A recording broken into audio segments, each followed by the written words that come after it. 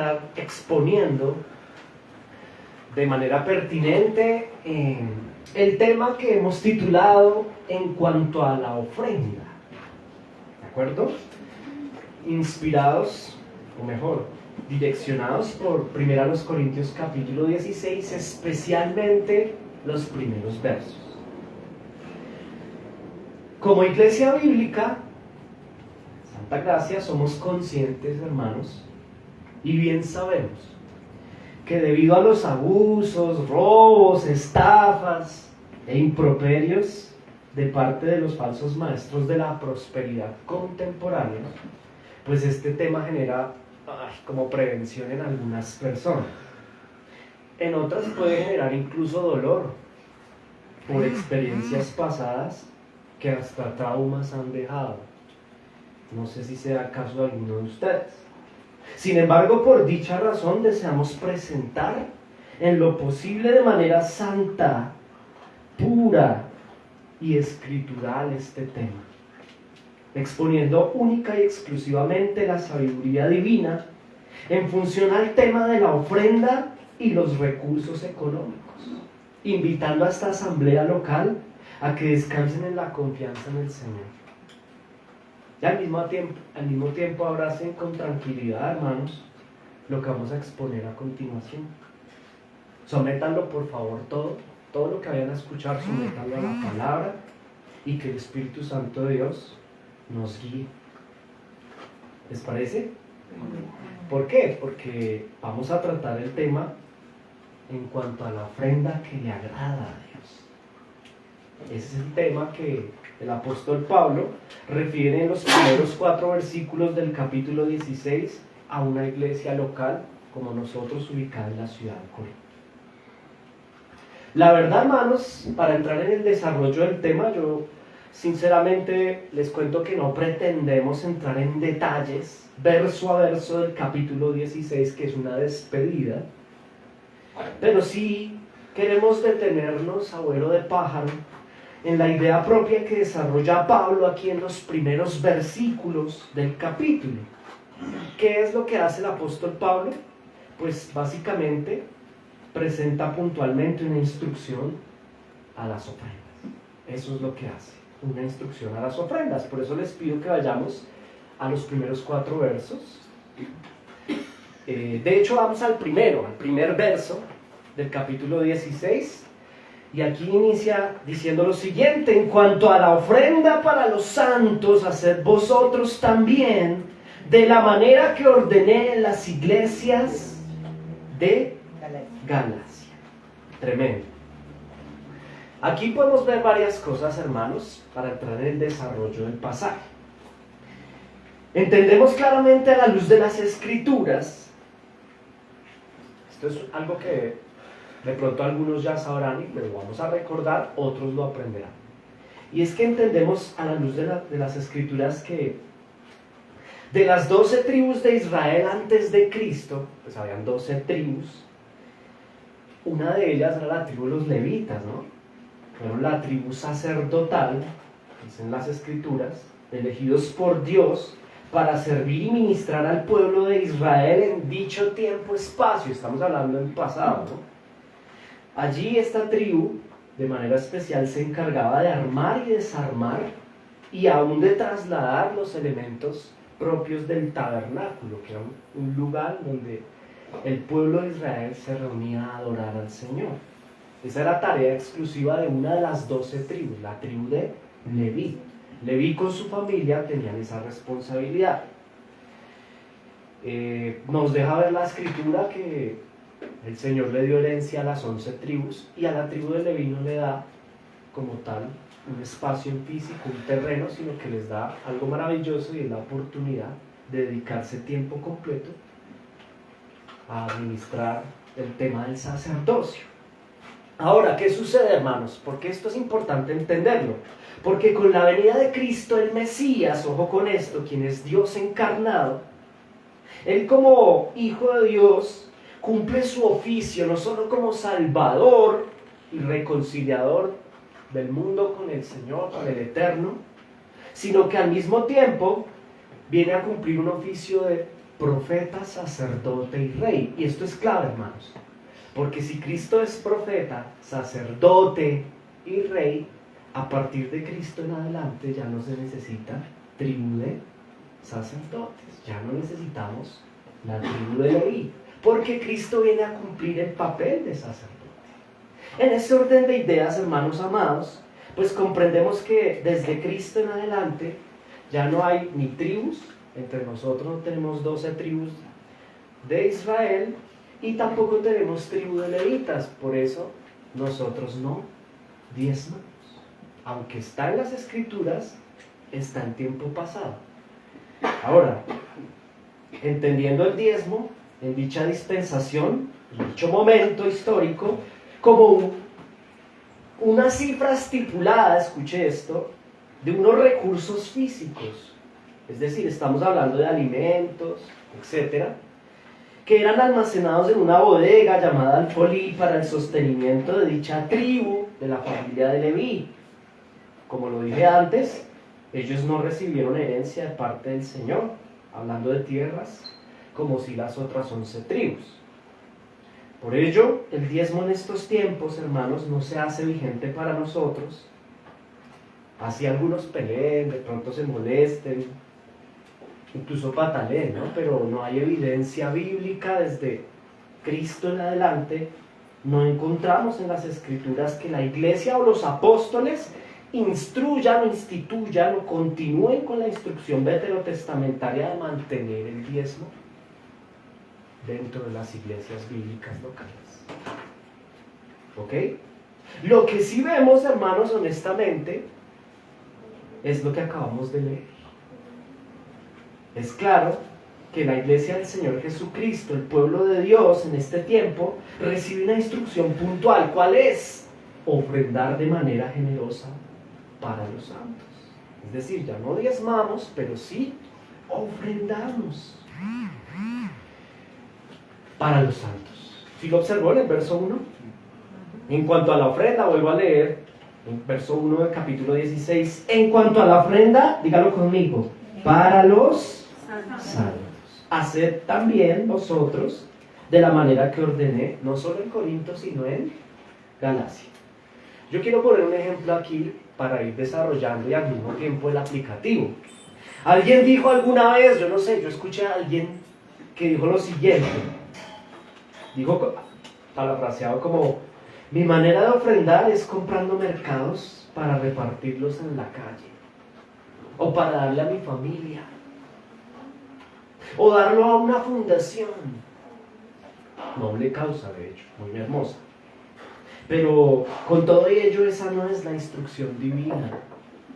La ofrenda es, sin dejar de hacer lo anterior, si se puede, la ofrenda es para el beneficio, la ayuda exclusiva de ¿quiénes? De los santos. Usted lo nota en el verso 1. De los santos. Es para el aprovisionamiento de las iglesias locales. La ofrenda es para el reino de Dios aquí en la tierra. Aquí se presenta el destino de las ofrendas.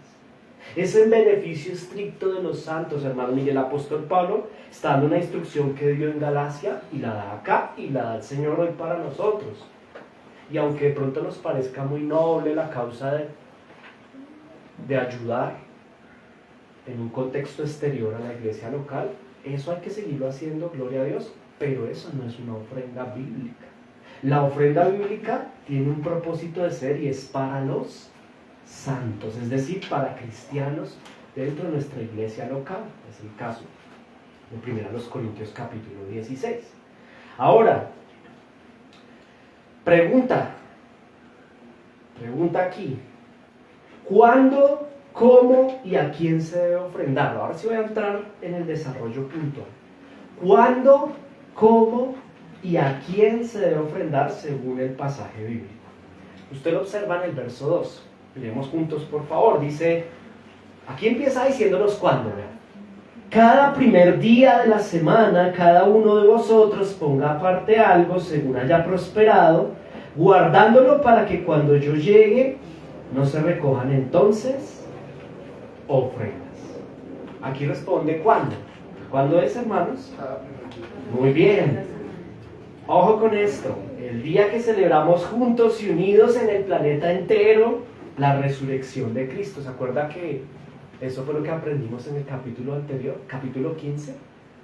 Hay una conexión entre el 15 y el 16. En el capítulo 15 el apóstol Pablo habla acerca de la doctrina de la resurrección y luego les motiva a ofrendar ese mismo día, ¿no? El primer día de la semana que conmemoramos la resurrección de Cristo.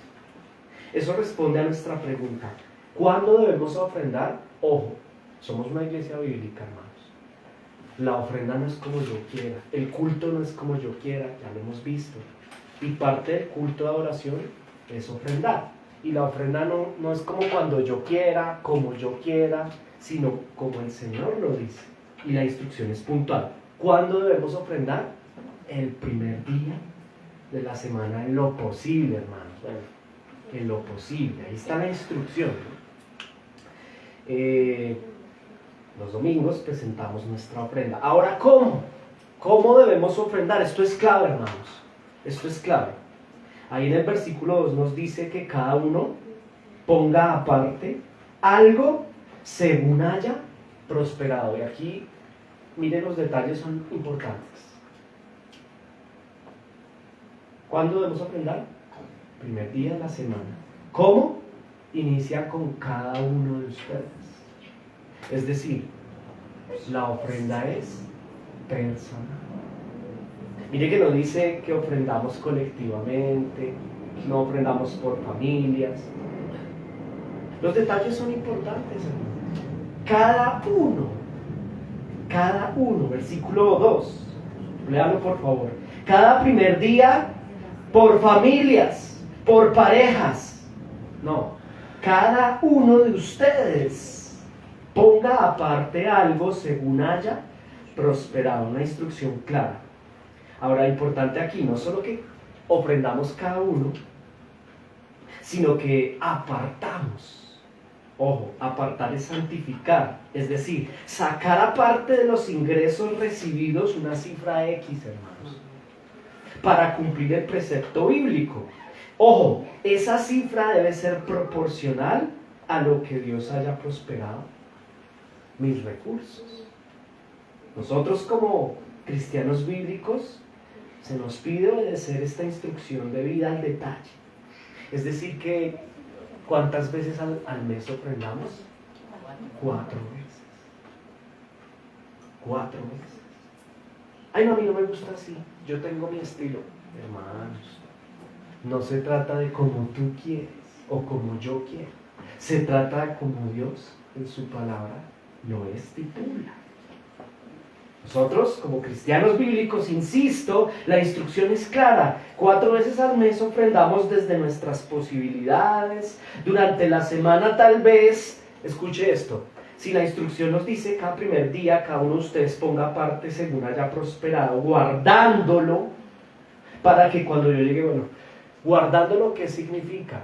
Que entre la semana yo voy trabajando y voy guardando. Más o menos del el jueves, el viernes o el sábado yo ya sé cuánto voy a ofrendar según haya prosperado. Aquí hay algo importante, hermanos.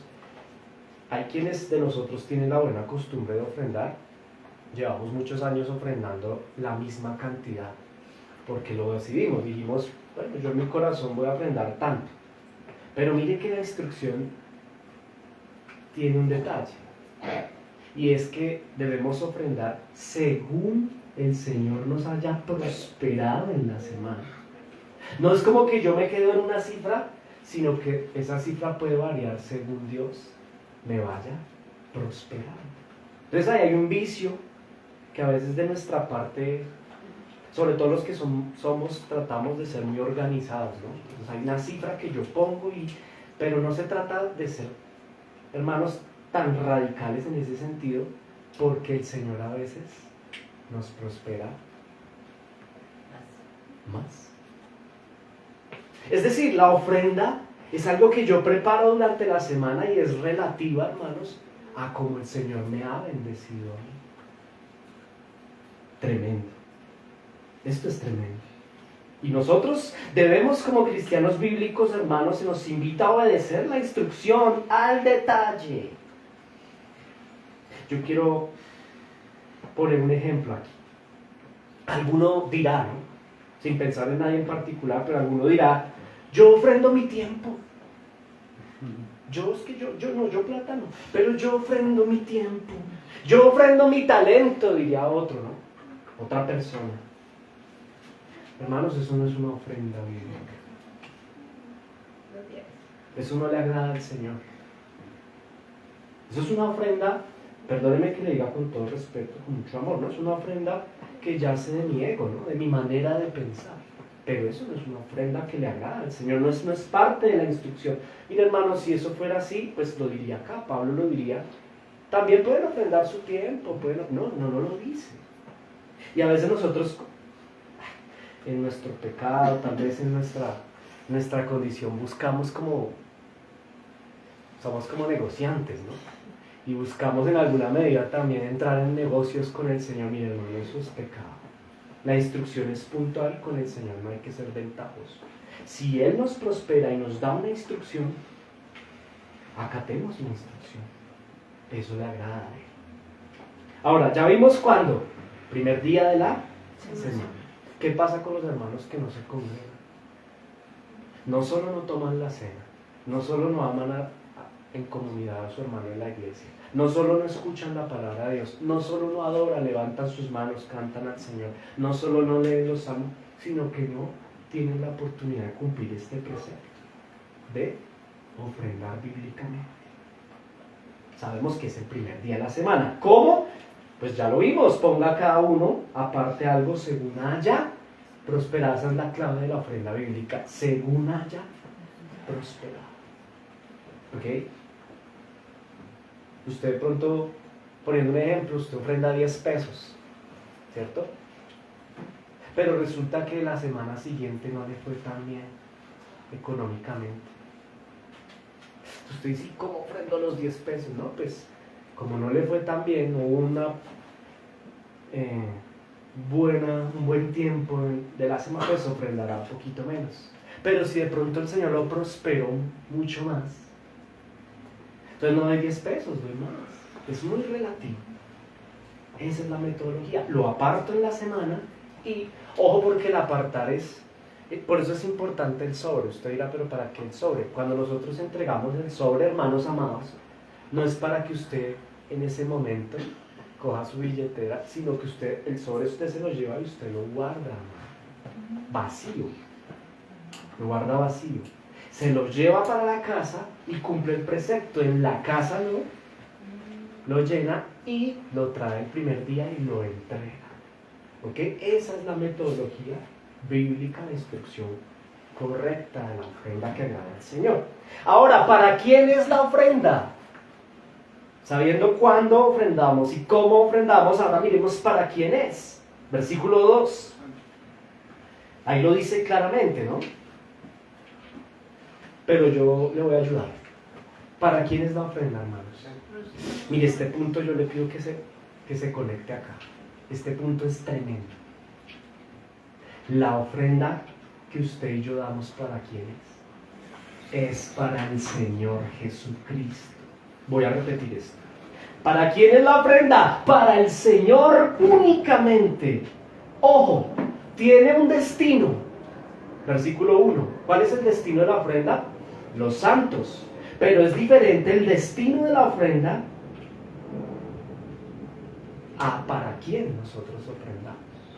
Y entender esto, mire, esta puede ser una de las razones del por qué algunos ofrendamos tan poco. Y con tacañería, con pecado.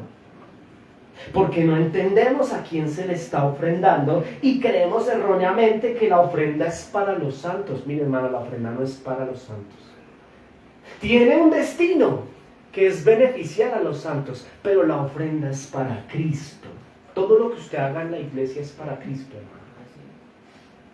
Y eso incluye la ofrenda. Y como es para Cristo y no es para el hombre, pues hay que ofrendar para el Señor y ofrendar bien. ¿Qué pasa con este detalle? Cuando no se comprende la situación, De pronto se queda uno pensando que la ofrenda es para los santos y no para el Señor. Es por eso que damos cualquier cosa.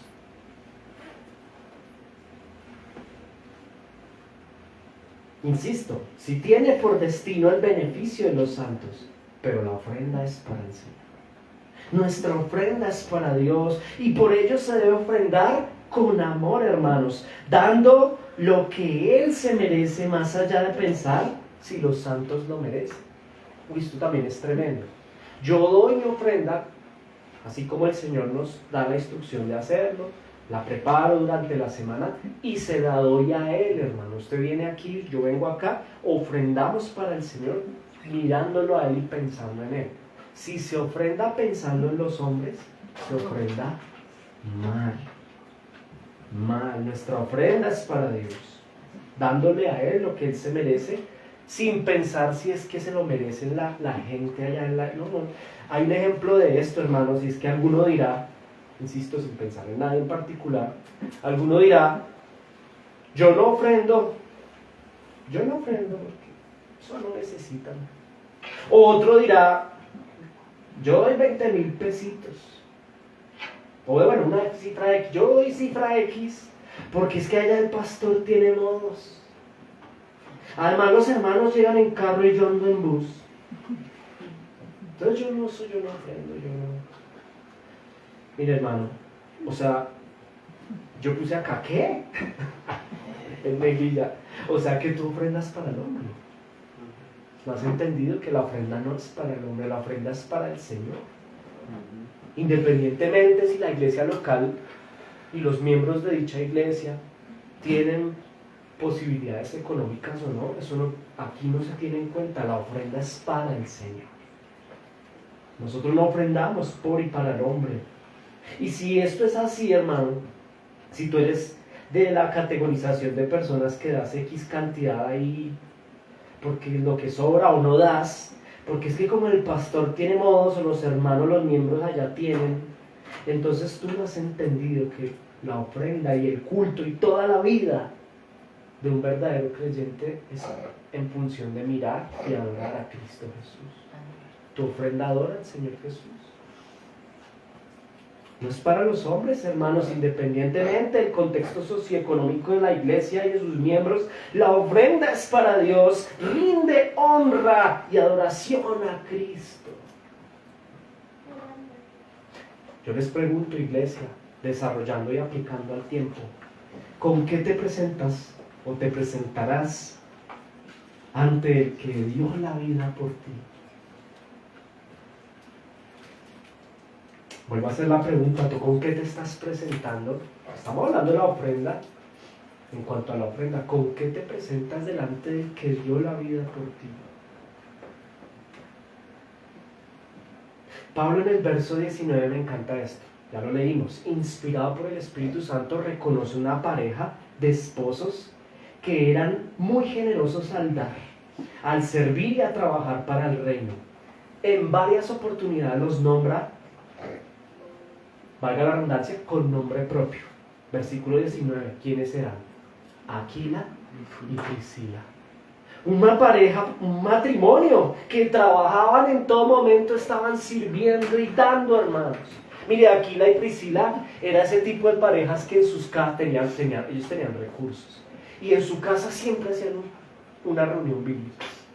Siempre hacían un culto, no un culto, pero sí un estudio de la palabra. Eran de ese tipo de personas que ponían sus bienes, su vida, su economía, su tiempo, su hogar al servicio del reino. Y el apóstol Pablo lo reconoce en el verso 19. Están trabajando en todo tiempo al servicio del reino del Señor Jesucristo y así mismo eran prosperados, ¿saben? Dios les bendecía para bendecir. Ahora mire el verso 2b, por favor, en su Biblia. Versículo 2, parte B. Dice allí, guardándolo para que cuando yo llegue, dice el apóstol Pablo a los hermanos en Corinto, no se recojan entonces ofrendas. ¿Sí lo notan? ¿Sí lo están leyendo, hermano? Otra vez. Guardándolo les dice, guarden su ofrenda en la casa, entre semana, para que cuando yo llegue, porque él va a ir, él espera ir, ¿no? No se recojan entonces ofrendas. ¿Por qué dice esto, hermanos? ¿Qué quiere decir esto? Lo que quiere decir es que debemos mantener guardada la ofrenda en la semana en la casa para entregarla en la iglesia local donde yo me congrego. ¿Eso qué significa? Pues para que cuando llegue el apóstol, ¿qué es lo que no quería el apóstol Pablo? Él no quería que la gente ofrendara cuando lo vieran a él. Es decir, a veces por emociones, ¡ay, llegó el apóstol! ¡No, qué bueno, vamos a ofrendar! O sea, él está preocupado porque los hermanos de Corinto emocionalmente improvisen una ofrenda por su presencia. Entonces él dice, no. Cuando yo llegue ya debe estar esa ofrenda lista, porque es que ustedes no ofrendan según las emociones que sientan en el momento del culto de adoración. La ofrenda debe ya estar guardada y no debe ser improvisada en el momento de la emoción o el desencanto también, porque había gente que no quería a Pablo en la iglesia de Corinto, entonces pues, ¡ay, qué batera llegó Pablo! ¡Ay, hay que ofrendar! Y eso no debe pasar. Entonces, independientemente de que esté encantado o desencantado con la presencia del apóstol Pablo, ya la ofrenda debe estar lista.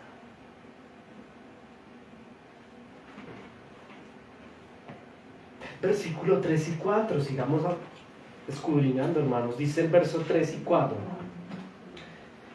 Y cuando haya llegado, pues él, a quienes hubierais designado por carta, estos enviaré para que lleven vuestro donativo a Jerusalén. Verso 4, y si fuere propio que yo también vaya, irán conmigo. Aquí hay algo maravilloso, hermanos, maravilloso, y permítame insistir que los detalles en las escrituras son determinantes. ¿Qué es lo maravilloso? Un detalle que parece minúsculo, pero no podemos dejarlo pasar, y es que el apóstol Pablo hace una invitación a vencer barreras sociales, raciales o prejuicios. ¿Cómo así? Note que la ofrenda que está recogiendo aquí tiene un destino especial. De Corinto, iglesia local de gentiles, a Jerusalén, iglesia local de judíos. Y el fenómeno interesante aquí es que históricamente los judíos no tenían, hablando fuera del contexto bíblico, fuera, sí, del contexto eclesial, los judíos y los gentiles no se entendían. Incluso hay, por hermenéutica sabemos que habían algunos judíos que ni siquiera tenían la intención de pisar tierras gentiles, les decían ellos. No se querían mezclar socialmente, era algo que no está bien. Hay una barrera ahí como que no es correcta, hay un prejuicio, pero mire que en el pueblo de Dios, en el cristianismo bíblico, eso se rompe. No solamente les da la instrucción por carta de que algunos vayan como gentiles a la iglesia local de Jerusalén, y eso es revolucionario, hermano, que los gentiles pisen Jerusalén o los Jerusalén pisen tierra de Corinto, sino que también están ayudando económicamente, rompiendo barreras, venciendo prejuicios, ayudándose los unos a los otros. Esto nos enseña que aunque ofrendamos para Dios, hermanos, no solo rompemos prejuicios, sino que también hacemos algo hermoso, y es que por amor a los hermanos ofrendamos también, porque ese es el destino de la ofrenda: ayudar al necesitado, beneficiar, bendecir y cubrir las necesidades económicas de nuestros hermanos en Cristo.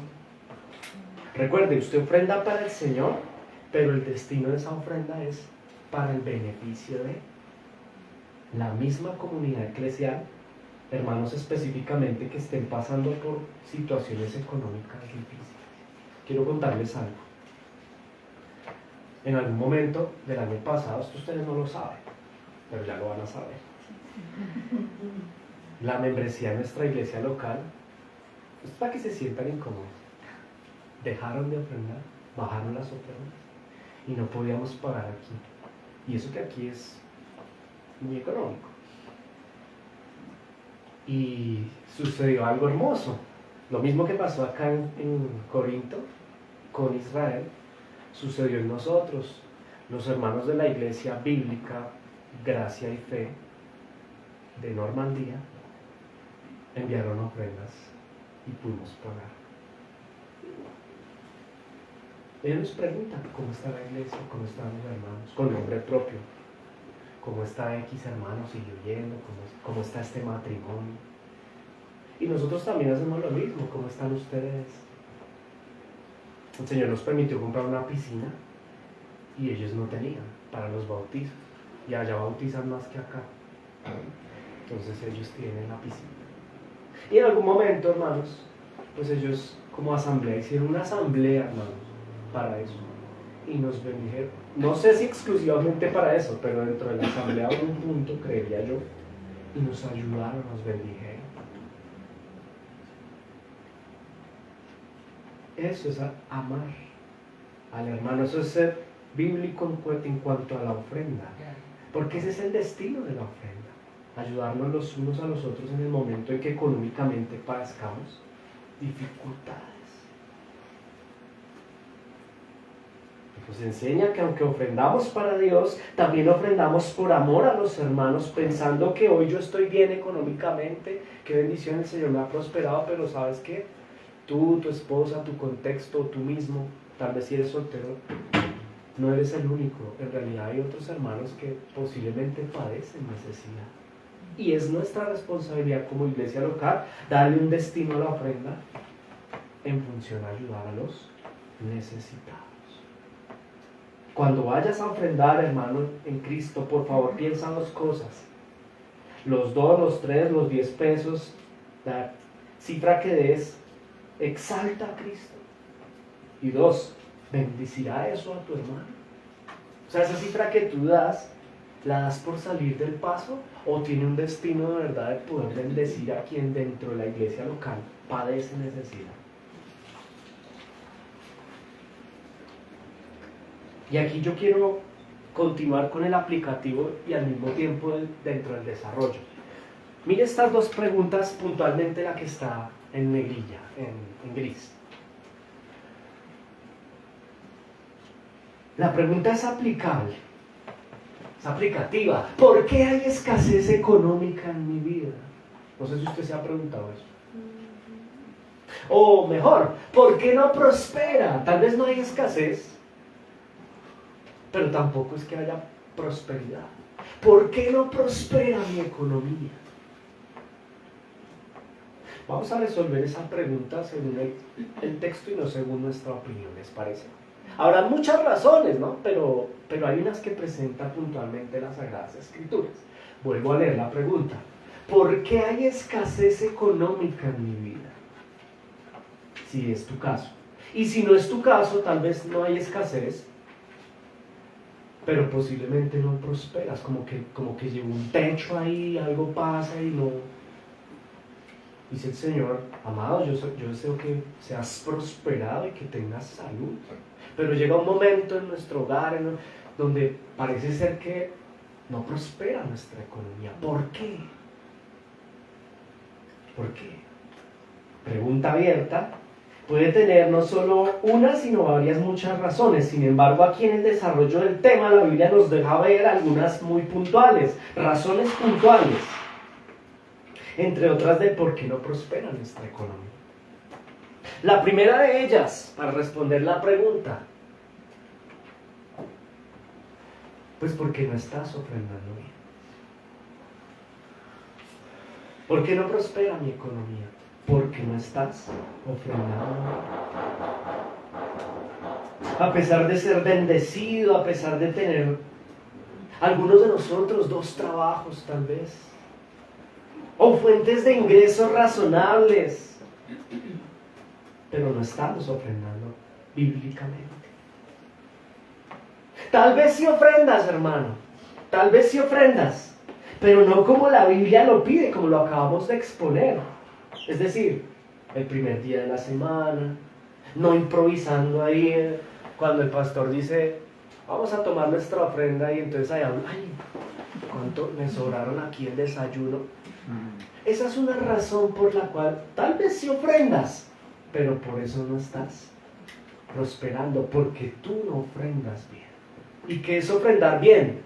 No ofrendar como a ti y a mí nos parece, sino ofrendar como lo acabamos de escudriñar a la luz de 1 Corintios capítulo 16, verso 1 al 4. Es decir, el primer día de la semana, apartando y guardando para traer a la iglesia local donde yo me congrego, separando la cantidad, pensando que es para el Señor Jesucristo y no para los hombres. ¿Por qué no prospera mi economía? Porque no estoy ofrendando bien. Mire, ¿sabe algo, hermano? Escúcheme un momento. Ser reformado. ¿Hay un carro? 5:45. 5:45. ¿Ya? Sí, pero creo que sea casi. Ah, no es de acá. No, listo. Prosigamos. Gloria a Dios. Quería decirles, prosiguiendo con la idea, a veces sacamos pecho, ¿no? Somos reformados, somos bíblicos. Pero ¿sabe qué, hermano Cristo? Ser bíblico no es solamente conocer la teología pactual o las 5 solas de la Reforma o las doctrinas de la gracia. No, mire, ser reformado también tiene que ver con mi manera de ofrendar. Reformar también mi ofrenda, que es culto al Señor. Hermanos que ofrendan, pero lo hacen a su manera, el día que quieran. Ay, yo ofrendo, pero cuando yo quiera. Hermanos que ofrendan, tal vez sí, bueno, ofrendan, pero no preparan en la semana según han prosperado, sino que dan lo que sobra, o dan sobre el tiempo, como ya lo dijimos, sin poner los ojos en Cristo. Mira, a veces podemos dar una buena ofrenda, hermano. ¿Qué es una buena ofrenda? Es una pregunta que no tiene una respuesta. Bueno, una buena ofrenda bíblicamente no se trata de una cantidad de dinero, se trata de, según haya yo prosperado.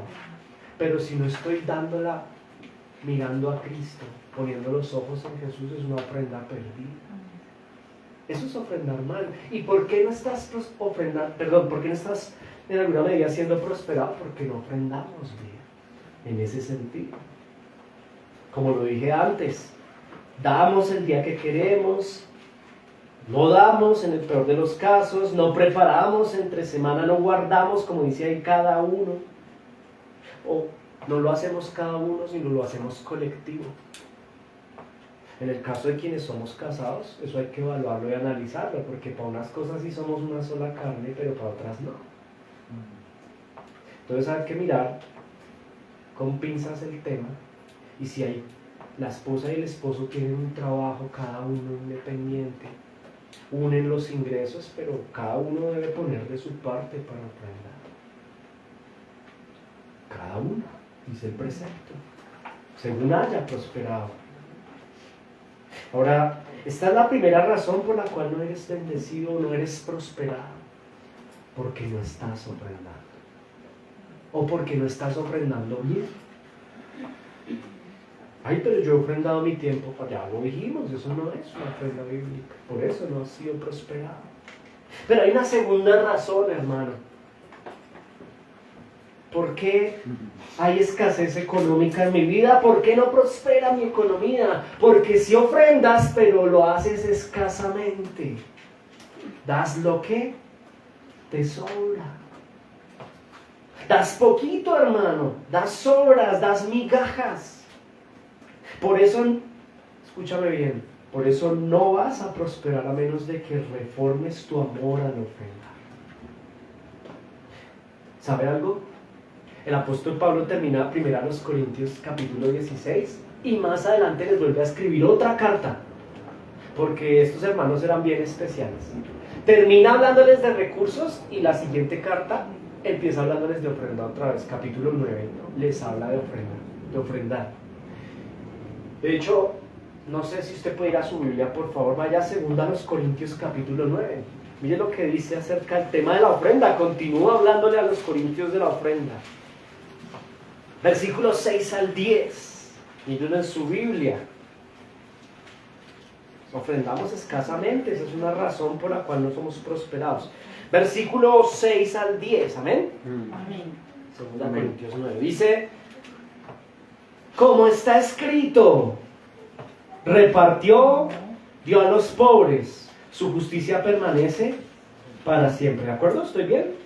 No, entonces, perdón, pero sí. 2 Corintios 9. 9. Derechos de un apóstol. Sí, Tacho. 9.6, sí. 9:6. Ya, listo, ya me ubiqué. Lo siento. 9.6 dice, pero esto digo, ¿de acuerdo? El que siembra escasamente, estamos hablando de la ofrenda, hermanos. Hay una instrucción. Debe ser que, ¿se acuerda lo que pasó en 1 Corintios 16? Como les dije a los de Galacia, les digo a ustedes, ofrenden. Pues resulta ser que no ofrendaron bien. Entonces ya en la segunda les dice, venga, sean serios. El que siembra escasa, debe ser que la ofrenda no alcanzó para los hermanos de la iglesia local en Jerusalén. Entonces les dice, venga, el que siembra escasamente, también segará escasamente. Y el que siembra generosamente, ¿qué va a pasar? Generosamente segará. Vea, hermano, esto es un principio bíblico y además es un principio científico. De verdad, en el campo de la agricultura esto es clave. Si usted va a sembrar el agricultor en un terreno, si siembra poca semilla no puede estar esperando recibir pues que el terreno le dé mucho, ¿no? El que siembra poquito pues no puede esperar de ninguna manera recibir mucho. Tal vez recuerden dónde estamos, hermano, el aplicativo punto 2. ¿Por qué tienes problemas económicos? ¿Por qué hay escasez económica en mi vida? ¿Por qué no prospera mi economía? Por este principio, hermanos. Porque estamos dando lo que sobra. Porque siembras poco y cosechas poco. Estás recogiendo, hermano, lo que has sembrado. Ay, Señor, ¿por qué no me bendices económicamente? ¿Por qué como que yo trabajo tanto, 3 trabajos, 5 negocios, no duermo, pero yo no veo? Hermano, aquí está la respuesta. Y a Dios no lo puedes engañar. Tú me estás ofrendando bien. Tú no preparas en la semana tu ofrenda con tu esposo, con tu esposa, o si eres soltero. Y como que nos molestamos, ¿no? Pero ¿por qué el Señor no me bendice? No, el problema no es el Señor. El problema es que aquí hay un principio bíblico. El que siembra escasamente no puede esperar recoger en abundancia. Y tú y yo posiblemente hemos sembrado escasamente.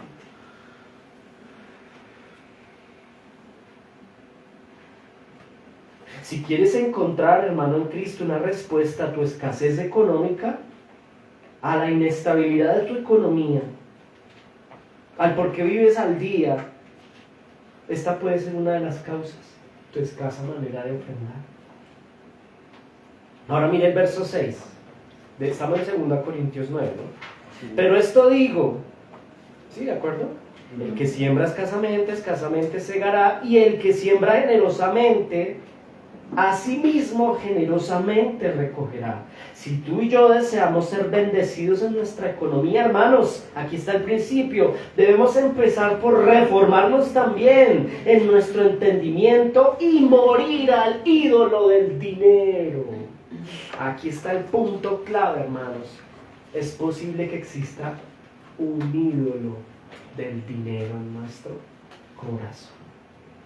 El Señor en su gracia aquí entre nosotros, hermanos, a muchos nos ha bendecido para bendecir.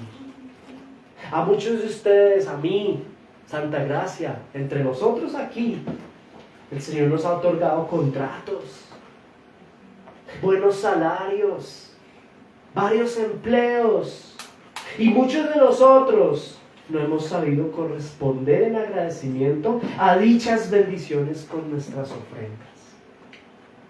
Esa es la razón, mi amado hermano, que la gracia y el amor del Señor Jesucristo en su divina providencia haya determinado retirar en algunos de ustedes, hermanos, ciertas comodidades financieras que tenían. Porque ustedes y yo posiblemente, al recibir y ser bendecidos por el Señor, no estábamos honrando el principio bíblico de bendecir para ser bendecidos. Y el Señor nos ama tanto, hermanos, que nos retira la bendición. Porque sabe algo, la Biblia dice que todo es de Cristo, todo le pertenece a Él. Y Él en su gracia y en su amor y en su plan soberano, a algunos de nosotros nos bendice. ¿Para qué, hermano? ¿Para qué nos bendice? Para bendecir, no para ser epicureístas, hermanos.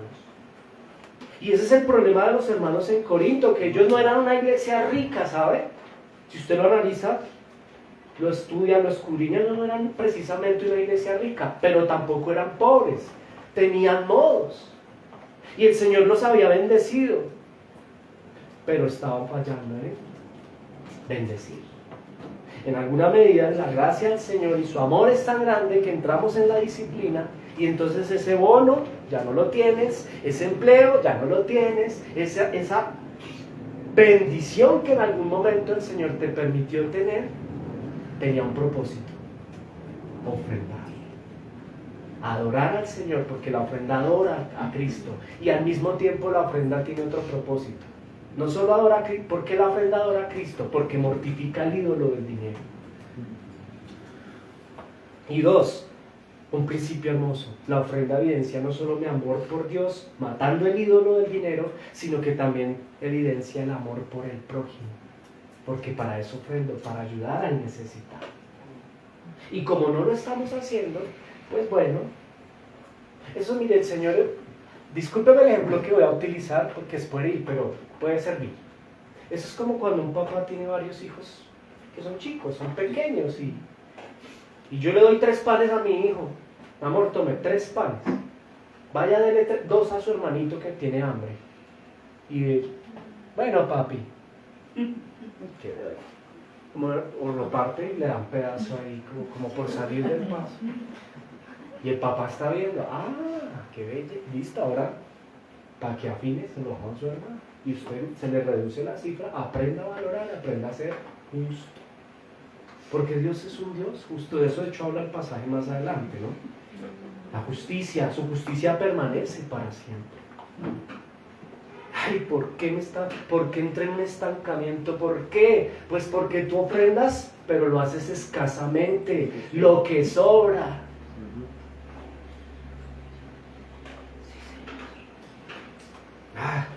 Parafraseándolo, el Señor nos dice: yo te di a ti para dar, pero como no diste, pues ya no te doy. El propósito de nuestra bendición financiera de parte del Señor, ya lo dijimos, no es exaltar nuestro ego y vivir un estilo de vida epicureísta, sino que es para dar y bendecir, para extender el reino. Ay, el Señor me bendijo tanto, que voy a disfrutar la vida, porque es que el Señor a mí sí me quiere, soy su consentido. Y vea, yo tengo buen trabajo, entonces vamos a viajar, familia. Mire, hermano, el Señor no nos bendijo precisamente, sí, para ello, hermano, eso es un don de Dios, ¿sabe? La Biblia dice que viajar, comer, es una bendición, es un regalo de Dios, pero no es exclusivamente el propósito de Dios que dediquemos nuestros recursos a nosotros mismos, sino que disfrutemos, hermanos, de la ración que Él nos da, pero también que sepamos compartir. Por eso, algunos sí son prosperados. Porque han aprendido el principio de dar y el Señor en su gracia les ha bendecido. El que siembra generosamente, dice el pasaje, asimismo recogerá. ¿Tú qué estás recogiendo, hermano, en Cristo?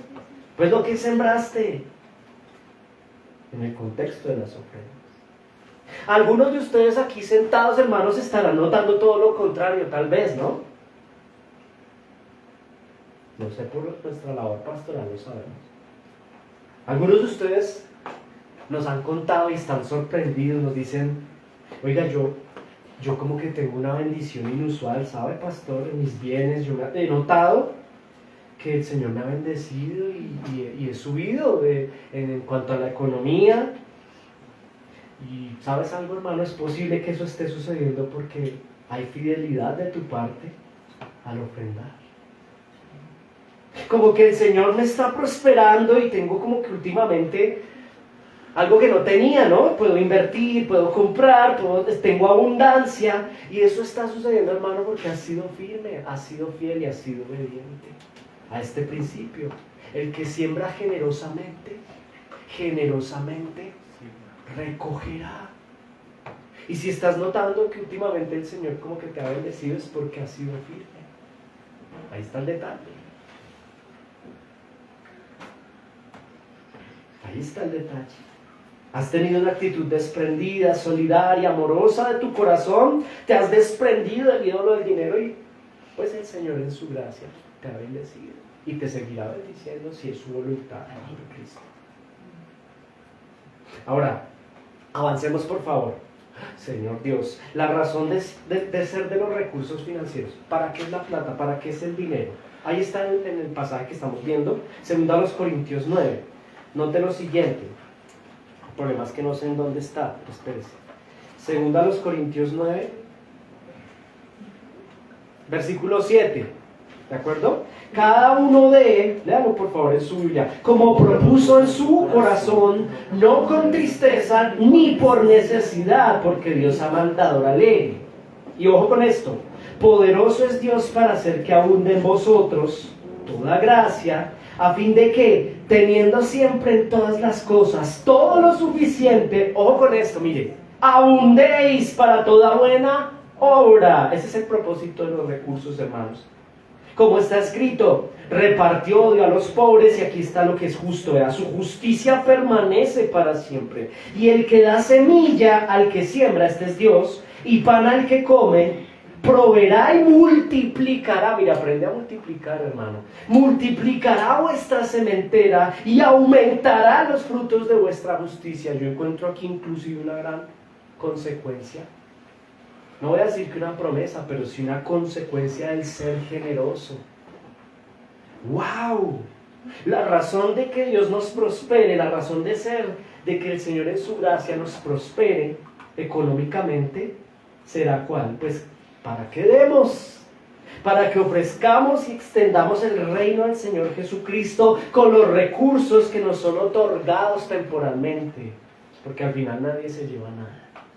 Y poderoso es Dios para hacer que abunde, dice el pasaje, tremendo. Poderoso es Dios para hacer que abunde en ustedes toda gracia.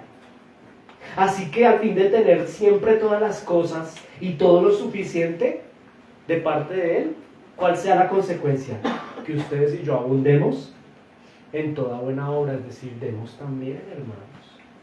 La consecuencia de dar, de ofrendar, bíblicamente, es que seamos generosos. Y aprendamos también a dar. Mortificando nuestro pecado, desprendiéndonos de la posibilidad de atesorar recursos económicos como un ídolo en nuestro corazón. Tremendo, hermano. Aquí es lo incómodo de la predicación. Es posible que haya un ídolo en tu corazón en función al dinero. ¿Sabes cómo lo sabemos? Valga la redundancia. Es fácil. Cuando usted tiene fiebre, ¿cómo sabe que tiene fiebre? Porque se pone un termómetro. ¿Cómo sabemos si hay un ídolo en nuestro corazón? Yo le voy a dar el termómetro para que lo mire. Es sencillo. Cuando a usted le falta algo y usted se pone muy bravo y de verdad emocionalmente se desborda, no puede dormir, no sonríe, la vida se le acabó, usted tiene un ídolo en su corazón. Y a mí me puede faltar en la vida todo, desde que no me falte el Señor. Porque Él es mi Dios. Pero si hay un ídolo, si hay una deidad pagana, y en mi corazón hay un aferro, una idolatría por los recursos, pues cuando no lo tengo, entro en crisis. Allí hay un ídolo. ¿Cómo se mata ese ídolo, hermano? ¿Cómo se mata la fiebre? Pues usted se compra no sé, quiero hacer una pastilla, alguna cosa, se toma. ¿Cómo se mata el ídolo de la idolatría? Dando. Aprendiendo a ofrendar bíblicamente, hermanos, en Cristo. Cuando lo hacemos, la consecuencia será la que señala el pasaje. Y el que da semilla al que siembra, esto es lo más hermoso. Hermanos, ¿quién nos da la semilla? ¿Quién te ha dado a ti?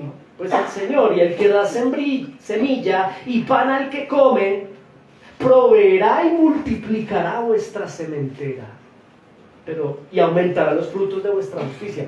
Pero que si pedimos todo lo contrario, si Él nos da semilla y pan para comer, pero en vez de ser generosos en el dar y en el ofrendar bíblicamente, nos aferramos al ídolo, pues no aumentará, no habrá multiplicación de nuestra sementera, hermanos.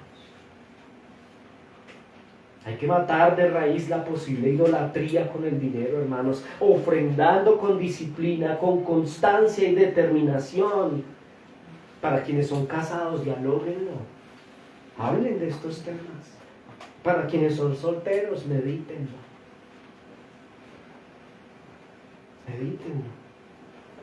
Hoy te animamos, hermano en Cristo, te animamos a pasar de ser el que vive dando lo que sobra ahí al ras, luchando con esa área, posiblemente comiendo bueno, porque eso sí, a la hora de coger la carta en el restaurante, eso sí ya no, viviendo como un epicureísta, desde la abundancia en función al ego y a la opulencia individual.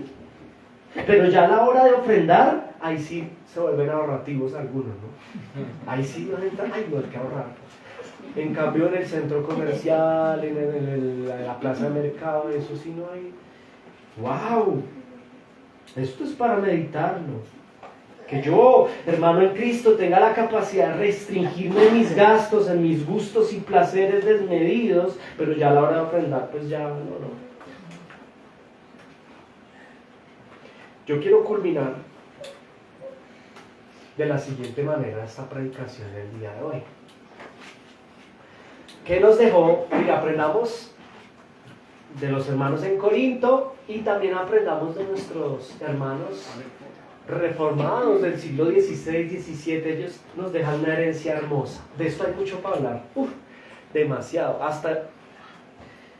Hay varios sociólogos aún no creyentes, ateos, que han llegado a la misma conclusión frente a esto, lo que nos deja la herencia reformada en este campo. Hay libros que se han escrito acerca de algunas de las razones de ser para que los países que abrazaron la reforma protestante sean hoy, pleno siglo XXI, países más desarrollados, ricos y prósperos, más allá de la idea del capitalismo y de la industrialización. La mayoría de ellos están ubicados al norte del mundo. Países que abrazaron la reforma protestante, a diferencia y a comparación de países que rechazaron la reforma protestante. ¿Qué nos enseñaron? ¿Qué nos deja la herencia reformada en función al tema de los recursos económicos? Pues varias cosas. Mire, la primera de ellas, los cristianos bíblicos de corte reformado, con todos sus pecados y todos sus errores, porque son seres humanos, nos dejan una visión del trabajo como regalo de Dios. Mira, abrace esto, esfuércese un poquito más, hermano, porque esto es maravilloso. Primero,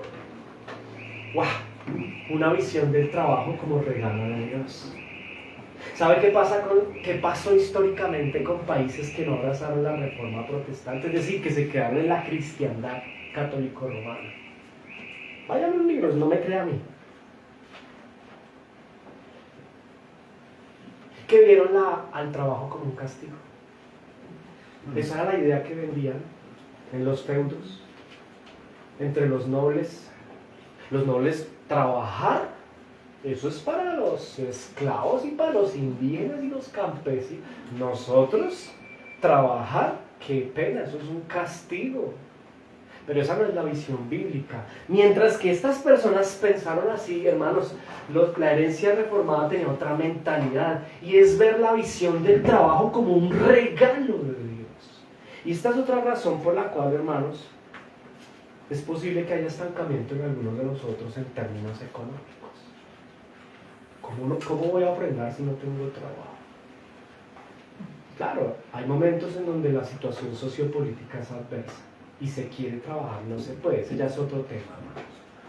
Pero sí es importante, en alguna medida, hermanos en Cristo, Aprender a ver bíblicamente al trabajo como un hermoso don de Dios. Eso es lo que dice la Biblia. Y nuestros hermanos reformados aprendieron a entender este principio. El trabajo, iglesia, escúchame por favor, porque usted y yo somos latinoamericanos y dentro de nuestra cultura e idiosincrasia hay un tema ahí de la cristiandad no alineada a las escrituras, desde nuestros hermanos, abuelitos y generación que ven el trabajo como un castigo, nuestra misma cultura. Pero el trabajo no es un castigo, hermano. Hay una mala interpretación de las escrituras en ciertos círculos de la cristiandad. Entonces le enseñan a la gente como que el trabajo es consecuencia del pecado, y eso es mentira. El trabajo es consecuencia del pecado de Adán y Eva. Por eso les tocó trabajar por desobedientes, y eso es herejía. ¿Saben por qué, hermano? Porque antes de pecar Adán y Eva, antes de desobedecer, ya estaban trabajando. ¿Cuál es el problema de Adán y Eva al desobedecer? Que el trabajo se volvió difícil. Pero el trabajo no es una maldición. Y los reformadores lo entendieron. La cristiandad no lo entendió. Mala interpretación de las escrituras. El trabajo es una bendición, hermanos. Mire, el trabajo es un regalo de Dios. Y algunos de ustedes, de nosotros, hermanos, podemos estar estancados en nuestra economía porque no tenemos una visión bíblica del trabajo, porque no hay disciplina en el ejercicio del trabajo y lo vemos en nuestra mente como una carga y no como un don divino. Tal vez algunos trabajamos, sí, pero no lo vemos como que toca impuesto, como que jartera, y entonces por eso llegamos tarde. Nadie lo quiere contratar, hermano, porque usted en su actitud posiblemente ve el trabajo como un castigo y no como un don de Dios. Quien ve el trabajo como un don de Dios llega antes de la hora. Su jefe o mi jefe lo ve y lo nota. Como decía aunque, bueno, yo no me quiero poner, pero me decía un compañero, ¿durmió aquí? Cuando yo vivía cerca de mi trabajo, yo llegaba muy temprano. Entonces llegaban y yo ya estaba ahí sentado. ¿Pero qué? ¿Durmió aquí? Ahora ya no llego tan temprano. Me vivo lejos, pero es mi actitud frente al trabajo. Y eso lo notan las personas. Que no lo vea yo como una carga, sino como un don divino. Tal vez no hay continuidad laboral en algunos cristianos. Porque no le quieren dar continuidad laboral porque se le nota en su visión del trabajo. Por eso estás estancado económicamente. Trabajas desanimado, sin actitud emprendedora, poca proactividad. Algunos de nosotros venimos de hogares donde no se nos enseñó desde casa, posiblemente, la visión bíblica del trabajo, sino todo lo contrario. Entonces vemos como que madrugar, producir, emprender, ay no, qué jartera. Eso es mejor ser consentido por mami y papi, que me traigan todo. Tal vez, yo no estoy juzgando a nuestros padres, pero culturalmente puede ser una situación y le pasa a las nuevas generaciones. El día de mañana, ¿qué pasará con nuestros jóvenes? A quienes se les está brindando tan fácil todo. Y no hay una enseñanza de parte de los nichos de hogar en función al trabajo y al ganarse las cosas con esfuerzo, hermanos. Y entonces como mi papi me dio todo, entonces yo estoy acostumbrada a que ahora como así que yo trabajar, qué pena, yo trabajo, pero en las condiciones mías, no en las que mi jefe me propone, hermano. Esa es una razón por la cual posiblemente hay un estancamiento financiero en cristianos bíblicos. Avancemos. De esto hay mucho por hablar. Esto podría ser otro culto, pero avancemos. Hermanos, ¿qué nos dejó la herencia reformada en este campo? Aparte de que los reformadores estaban trabajando juiciosos. ¡Wow! El ahorro. Mi hermano en Cristo, una manera de prosperar es ahorrar, ¿no? Estamos aprendiendo de la herencia reformada. Aquí hay algo muy interesante. Hay un sociólogo llamado Max Weber que escribió un libro acerca de esto. Y él, siendo ateo, hizo una radiografía del por qué los países nórdicos de herencia reformada antes, no hoy, porque tienen mucho dinero, y él analizaba lo siguiente, decía, vea, mientras los países católicos romanos veían el trabajo como un castigo y tenían una visión de la vida en función a trabajar para gastar, parece ser que los reformados, los puritanos del siglo XVI y XVII, trabajaban, pero como tenían una visión de la santificación, se abstenían, eran ascetistas, se abstenían a los placeres, a los prostíbulos, a darse al vino. Y pues, ¿qué hacían con la plata? Trabajaban mucho y eran santos. Pues ahorraban. Y acumularon algo que este sociólogo lo denomina, y algunos filósofos, como capital, de manera peyorativa. Mientras en otros contextos se trabajaba para el ocio, en este contexto de la herencia reformada se trabajaba para guardar lo que hacíamos, y eso generaba un capital, que eso le incomoda pronto el término a ciertos contextos. Pero, hermanos, eso es una bendición, ¿sabes? Ahorrar es una bendición, porque el ahorrar nos permite como cristianos, como hombres y mujeres en el Señor, tener la posibilidad de tener a nuestra disposición unos recursos fruto del trabajo. El limitar gastos innecesarios y ahorrar es una bendición. Y algunos cristianos aquí presentes podríamos estar estancados porque no tenemos disciplina del ahorro, ¿sabe? Pronto trabajamos muy viciosos, pero nos falta ahorrar. Ahorrar es una bendición y trae como consecuencia el desarrollo de la economía en nuestros hogares. De hecho, el ahorrar nos permite el tercer punto, vea, hermano en Cristo, ¿qué nos dejó la herencia reformada? Muchas cosas buenas, otras no tanto, no romanticemos la reforma, ¿no? Pero miremos lo positivo y desechemos, como dice la Biblia, tomen lo bueno y desechen lo malo. C, inversión sabia de los recursos. ¿Qué hacen hermanos reformados trabajando tanto y ahorrando tanto? ¿Para qué? Se acumula un capital, hay una cosa chévere ahí, pues se invierte, hermano. Y ellos lo lograron, países industrializados. Puritanos que supieron invertir su economía. Uy, hermano, esto es oro puro. Para los que tomamos nota. Inversión de los recursos. Meterse en negocios que generen pérdidas y malas decisiones es un problema. Hay hermanos que hacen alianzas financieras o sociedades emocionalistas con personas no creyentes, familiares que sí es mi familiar y muy chéverito, pero a veces en el emocionalismo hacemos malas inversiones. Esa es una razón por la cual posiblemente haya estancamiento financiero. Tremendo, ¿no? Hay que aprender a invertir, hermanos, en Cristo. Los solteros que aspiran a casarse, inviertan, hermanos, en el Señor. Tal vez en vivienda, organícense a futuro. Proyéctense, jóvenes, mirando hacia el futuro. Y sobre todas las cosas, hermanos, que es el punto final, que nos deja la herencia reformada. El más importante, y es el objeto de estudio del capítulo 16 de 1 Corintios, y el objeto de estudio del capítulo 9 de 2 Corintios, disciplina al ofrendar. Terminamos como empezamos, hermanos. Disciplina para ofrendar en función al reino de Cristo aquí en la tierra, dentro de nuestras iglesias locales, hermanos en el Señor. Ya expusimos el principio bíblico: el que siembra generosamente, a sí mismo recogerá.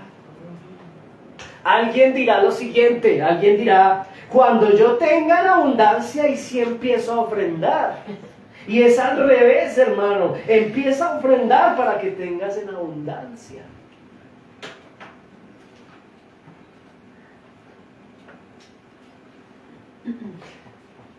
Este no lo tengo, pero ¿sabe algo? Hay una razón más por la cual a veces nuestra economía no prospera.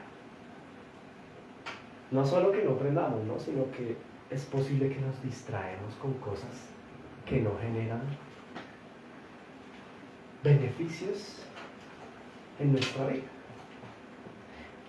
De pronto estamos haciendo actividades, estamos en un activismo, metidos en negocios, haciendo cosas, bueno, invirtiendo el tiempo que el Señor nos da en la vida en función a actividades que el Señor nos llamó a hacer y que nos están restando en vez de sumando.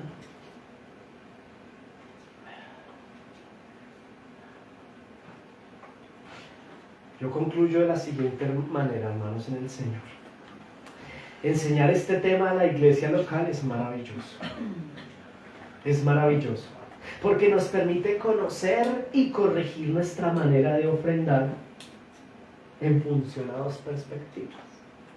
La primera, pues, que ofrendar da cuenta del amor genuino que le profesamos a Dios al realizar el ejercicio consciente de mortificar el posible ídolo, el aferro material, al momento de despojarnos voluntariamente de nuestros recursos, de parte de nuestros recursos materiales.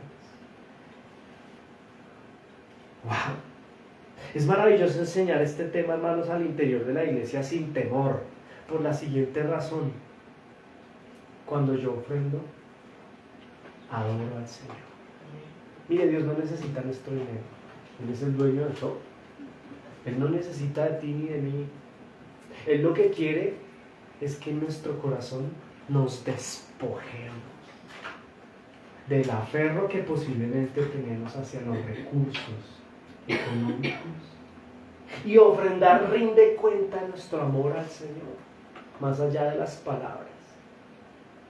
No se trata solo de santificarnos, hermanos, y de restringirnos en términos del pecado y el hábito pecaminoso que ofrece el mundo, sino también lo que contamina al hombre no es solo lo que está afuera, en realidad es lo que hay en nuestro corazón. Y ofrendar es hermoso en ese sentido. Rendimos amor al Señor, demostramos amor cuando no nos digamos mentiras, hermanos. En estos tiempos donde la economía, el dinero, todo esto, el Bitcoin, todas estas cosas, hay un afán por tener dinero, por tener mucho, por como que fuera una competencia por cual, hermanos, en este tiempo ofrendar se hace hermoso, porque evidencia nuestro amor por Él. Mortificar esa idolatría material al momento de despojarme voluntariamente, y como dice el pasaje, no con tristeza, sino con alegría. Tal vez tú darás como debe ser, y preparas en la semana el sobre y tal, pero toca ofrendar. Lástima porque esta platica, mira, no, hermano. Con alegría, gloria, Señor, gracias porque puedo dar abundantemente. Y también concluimos que enseñar este tema a la iglesia es maravilloso porque también rinde cuentas de nuestro amor al prójimo.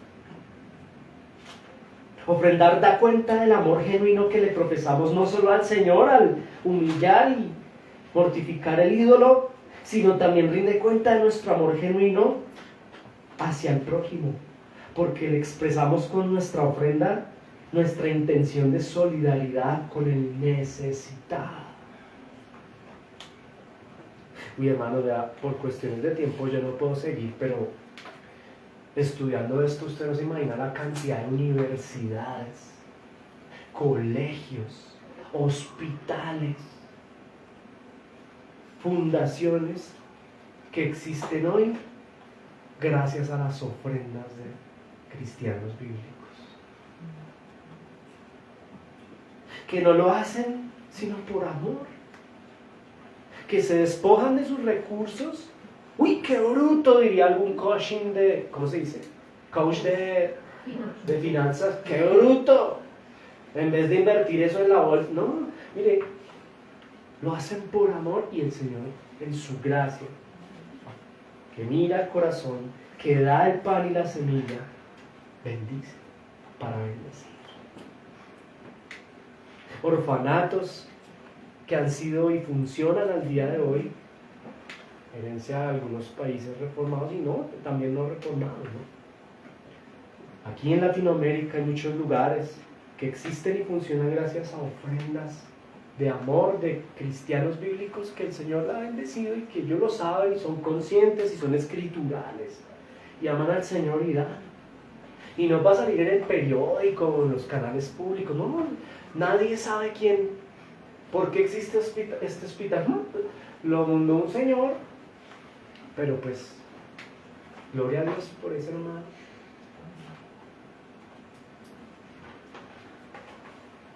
Rinde cuentas de nuestro amor, no solo al Señor, sino al necesitado. Por eso, hermanos, en el Señor Jesucristo, Santa Gracia, la invitación en esta mañana es a que seamos bíblicos y reformados en nuestra manera de ofrendar, que en lo posible preparemos nuestras ofrendas en casa, hermanos, en la semana. Quienes son miembros de nuestra iglesia local, ustedes saben que nosotros tenemos una organización en cuanto al tema y nosotros sabemos que hay miembros que hace 2-3 meses no ofrendan. Y la excusa es: yo no tengo empleo. Y hermano, con todo mi amor y con todo el respeto que nos merecemos, a la hora de tener excusas al ofrendar hay muchas, pero a la hora de proponer otra serie de contextos, ahí sí nos conseguimos el recurso. Y eso lo ve el Señor. Ahora, si evidentemente hay una situación difícil, si evidentemente por la situación socioeconómica del país no hay trabajo, no hay posibilidades de ofrendar, mira, tranquilo, el Señor lo sabe. El Señor lo sabe. Oremos por eso, iglesia. Oremos como iglesia, unámonos en oración por nuestros hermanos que de verdad quieren trabajar. Algunos estarán sentados diciendo: yo quiero eso, yo quiero ser puritano, yo quiero trabajar, pero es que yo quiero ahorrar, pastor, de todo mi corazón, yo quiero invertir y yo quiero sobre todo ofrendar, pero bueno, vamos a orar por eso, hermanos, de verdad, nos vamos a ayudar. Y mientras tanto también nos toca sostener, ayudar a los hermanos económicamente. Y aquí hay muchos hermanos posiblemente que necesiten y que pueden sin pena y sin miedo, hermanos, ya bíblicamente lo expusimos, indicarnos: necesito ayuda económica. Iglesia, acudan a nosotros, necesitamos, pastor, necesito recursos mientras me levanto, y nosotros con mucho amor lo vamos a evaluar y lo vamos a someter bíblicamente a la posibilidad de ayudar. Amén. Que el Señor nos ayude, iglesia. Tomemos nuestra ofrenda, por favor.